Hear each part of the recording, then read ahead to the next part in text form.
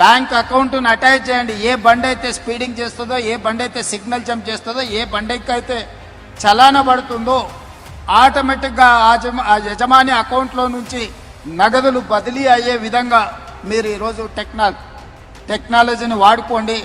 ఎవడిచ్చాడండి అధికారం నీకు? నాకు చెప్పు ముఖ్యమంత్రి గారు. దేశానికి రాజువా నువ్వేమన్నా? క్రౌన్లెస్ కింగ్ అయింది. భారత రాజ్యాంగం ఏం లేదా? నాకు అర్థం కావట్లేదు. మీరు ఎవరితో మాట్లాడతారా? ఉట్టినే నోటికి ఏదొస్తుంది మాట్లాడతారా మీరు? Or at least you talk to somebody. ఏం మాట్లాడాలా, ఏం మాట్లాడొద్దు, ఏం పాలసీ ఎట్లా తయారు చేయాలా, ఓ కాన్సిక్వెన్షియల్ థింకింగ్ ఏమైనా ఆలోచిస్తారా లేదా? ఏది పడితే అది వచ్చేసి ఫట మాట్లాడేస్తారా?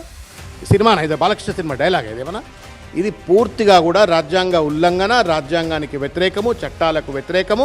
This is licensed extortion. Revanth Reddy garu, కోట్ల రూపాయలు విద్యార్థులకు నువ్వు నిధులు కేటాయించవు, నిధులు వాళ్ళకి క్రెడిట్ చేయవు, కాలేజీలకు నిధులు క్రెడిట్ చేయవు, కానీ చలాన్ల సొమ్ము మాత్రం క్రెడిట్ చేయాలట.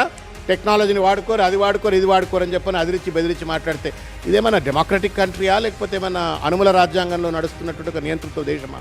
నాకు భయం ఏం కలుగుతుంది అంటే, ఇవాళ ఈ చలాన్లతో మొదలుపెట్టిండు, రేపు నల్లా బిల్లులు, కరెంటు బిల్లులు, మిగతా అన్నీ కూడా ఇట్లా ఆటో డెబిట్ అని పెట్టేసి ప్రజలను పీడించక తినడం కోసం రేవంత్ రెడ్డి గారు సన్నద్ధమవుతున్నట్టుగా కనబడుతుంది. వాళ్ళ నిన్నటికి నిన్న మనం సత్తుపల్లిలో చూసినాం. సత్తుపల్లి ఖమ్మం కమిషనర్, ఆయన ఎవరో సునీల్ దత్ ఎవరో అనుకుంటా, ఆయన కమిషనర్ మాట్లాడుతూ, ఒక సత్తుపల్లి గ్రామంలో, సత్తుపల్లి నియోజకవర్గంలో మారుమూల తెలంగాణ మారుమూల ప్రాంతంలో 500 కోట్ల రూపాయల ఫ్రాడ్ జరిగింది, సైబర్ ఫ్రాడ్ జరిగింది.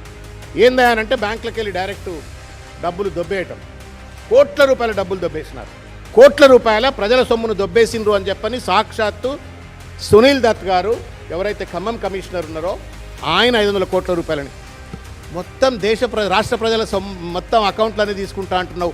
How are you going to ensure the cyber security Revanth Reddy గారు?